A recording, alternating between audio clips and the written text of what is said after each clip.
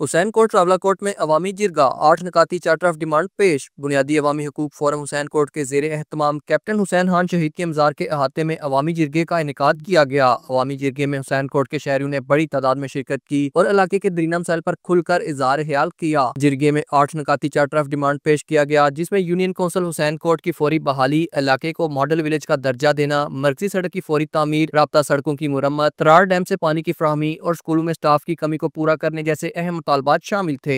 आज का जो ये गैर सियासी जिरगा हुसैन खान शहीद की धरती पे मुनक्कद किया गया है, अवाम इलाका हुसैन कोट ने मशावरत के साथ आज का एलामिया तैयार किया है, जिसमें अवाम इलाका ने अपील की है कि साबका यूनियन कौंसिल हुसैन कोट की बहाली और उसे टाउन एरिया में शामिल किया जाए।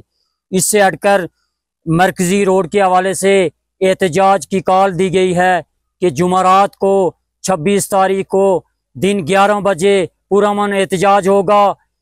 जुडिशल कॉम्प्लेक्स के अंदर हम इसको एहतजाज को रिकॉर्ड करवाएंगे। शुरा ने मुतफिका एलामिया जारी करते हुए मुतनब्बे किया कि अगर आइंदा जुमेरात तक हुसैन कोट की मरकजी सड़क की तामीर का आगाज ना हुआ तो रावला कोट डिस्ट्रिक्ट कॉम्प्लेक्स के सामने भरपूर एहतजाज किया जाएगा। Mohammad Khurshid Baig, JK news, Rawala coat.